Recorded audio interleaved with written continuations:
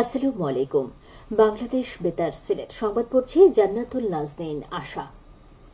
স্বাস্থ্যের অধিকার নিশ্চিতে কাজ করি একসাথে, এই প্রতিপাদ্যকে সামনে রেখে সারা দেশের মতো সিলেটেও আজ পালিত হচ্ছে বিশ্ব স্বাস্থ্য দিবস। দিবসটি উপলক্ষে স্বাস্থ্য ও পরিবার কল্যাণ মন্ত্রণালয়, স্বাস্থ্য অধিদপ্তর এবং স্বাস্থ্য বিষয়ে কাজ করে এমন বেসরকারি উন্নয়ন সংস্থাসমূহ নানা কর্মসূচি গ্রহণ করেছে। এ উপলক্ষে রাষ্ট্রপতি মোহাম্মদ শাহাবুদ্দিন ও প্রধানমন্ত্রী শেখ হাসিনা পৃথক বাণী দিয়েছেন। এদিকে দিবসটি উপলক্ষে মৌলভীবাজারে র্যালি ও আলোচনা সভা অনুষ্ঠিত হয়েছে। সকালে র্যালিটি 250 শয্যা বিশিষ্ট জেনারেল হাসপাতাল প্রাঙ্গণ থেকে বের হয়ে শহরের গুরুত্বপূর্ণ সড়ক প্রদক্ষিণ করে সিভিল সার্জন অফিসের ইপিআই সেন্টারে এসে শেষ হয়। পরে সেখানে অনুষ্ঠিত আলোচনা সভায় প্রধান অতিথি ছিলেন সংসদ সদস্য জিল্লুর রহমান। জেলা civil surgeon doctor Chowdhury Jalaluddin মুর্শিদের সভাপতিত্বে এতে বিশেষ অতিথি ছিলেন জেলা পরিষদ চেয়ারম্যান মিসবাউর রহমান ও মৌলভীবাজার পৌর মেয়র ফজলুর রহমান। আলোচনা সভা ও র্যালি অনুষ্ঠিত হয়েছে হবিগঞ্জ। সকালে সিভিল সার্জন কার্যালয়ের সামনে থেকে র্যালি বের হয়ে শহরের বিভিন্ন সড়ক প্রদক্ষিণ শেষে পুনরায় সিভিল সার্জন কার্যালয়ের সামনে এসে শেষ হয়। যথাযথ ধর্মীয় মর্যাদা ও ভাবগাম্ভীর্যের মধ্য দিয়ে সিলেট সহ সারা দেশে গতকাল পালিত হয়েছে পবিত্র লাইলাতুল কদর। ধর্মপ্রাণ মুসলমানরা মহান রব্বুল আলামিনের নৈকট্য ও রহমত লাভের আশায় ইবাদত বন্দেগীর মাধ্যমে পবিত্র লাইলাতুল কদরের রজনী পালন করেন। পরম করুণাময় মহান আল্লাহ তাআলা লাইলাতুল কদরের রাতকে অনন্য মর্যাদা দিয়েছেন। হাজার মাসের ইবাদতের চেয়েও এ রাতের ইবাদত উত্তম। এই রাতে করুণাময় আল্লাহর অশেষ রহমত ও নিয়ামত বর্ষিত হয়।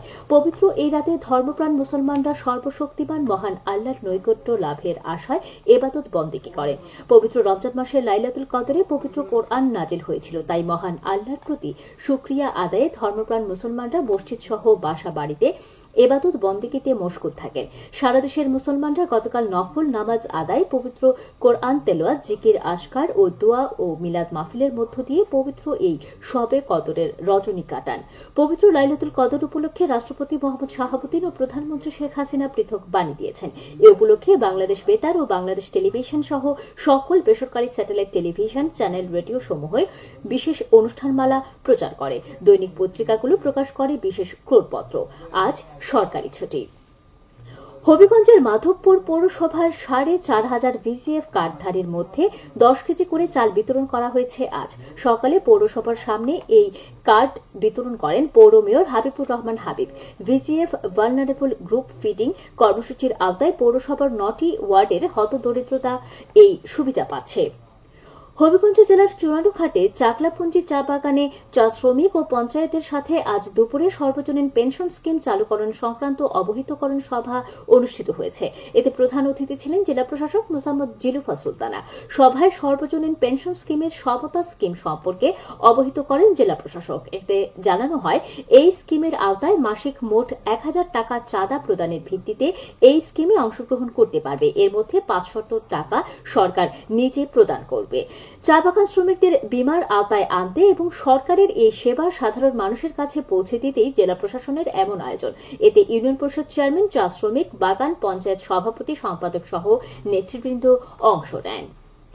মৌলভীবাজারের বড়লেখায় এতিম শিশুদের মধ্যে ঈদের পোশাক এবং দুস্থ ও অসহায় মানুষের মধ্যে ঈদ বস্ত্র বিতরণ করা হয়েছে। আজ সকালে বড়লেখা সরকারি কলেজ মাঠে প্রধান অতিথি হিসেবে এসব সামগ্রী বিতরণ করেন সাবেক পরিবেশ, বন ও জলবায়ু পরিবর্তন মন্ত্রী শাহাবুদ্দিন এমপি। এ সময় উপজেলা পরিষদ চেয়ারম্যান মোহাম্মদ শুয়েব আহমদ ও বড়লেখা পৌর মেয়র আবুল ইমাম মোহাম্মদ কামরান আহমেদ উপস্থিত ছিলেন। এতে উপজেলার 15টি মাদ্রাসা ও 3টি এতিমখানার 560 জন এতিম শিশুর জন্য ঈদের পোশাক কর্তৃপক্ষের কাছে হস্তান্তর করা হয় এবং 10টি ইউনিয়ন ও একটি পৌরসভার 1,500 দুস্থ ও অসহায় নারী পুরুষের মধ্যে একটি করে লুঙ্গি ও শাড়ি প্রদান করা হয়। বড়লেখা প্রবাসী কল্যাণ ট্রাস্ট এই উদ্যোগ নেয়। সিলেটের বিয়ানীবাজারে গরিব অসহায় মানুষের মধ্যে নগদ অর্থ বিতরণ করা হয়েছে। আজ উপজেলার পৌরসভা সহ 11টি ইউনিয়নের জনপ্রতিনিধিদের হাতে সহায়তার অর্থ প্রদান করা হয়। অনুষ্ঠানে জনপ্রতিনিধি ও বিশিষ্টজন উপস্থিত ছিলেন। একটি বেসরকারি সংস্থা এর আয়োজন করে। সাহরি ও ইফতারের সময়সূচি। সিলেটের পার্শ্ববর্তী এলাকায় আজ ইফতার সন্ধ্যে 6:15 এবং আগামীকাল সাহরির শেষ সময় ভোর 4:17। সবশেষে আবহাওয়া। সন্ধ্যে 6টা পর্যন্ত পূর্বাভাসে বলা হয়েছে, সিলেট সহ পার্শ্ববর্তী এলাকায় পশ্চিম উত্তর পশ্চিম দিক দিয়ে অস্থায়ীভাবে ঘণ্টায় সর্বোচ্চ 45 থেকে 60 কিলোমিটার বেগে অস্থায়ীভাবে দমকা থেকে ঝড়ো হাওয়া বয়ে যেতে পারে, সেই সঙ্গে বৃষ্টি অথবা বজ্রসহ বৃষ্টিপাত হতে পারে। এসব এলাকার নদীবন্দর সমূহকে 1 নম্বর সতর্কতা সংকেত দেখিয়ে যেতে বলা হয়েছে। আজ সিলেটে সূর্যোদয় হয়েছে 5:37 এবং সূর্য অস্ত যাবে সন্ধে 6:12। সংবাদ শেষ হলো। আমাদের পরবর্তী স্থানীয় সংবাদ প্রচারিত হবে সন্ধে 7টায়।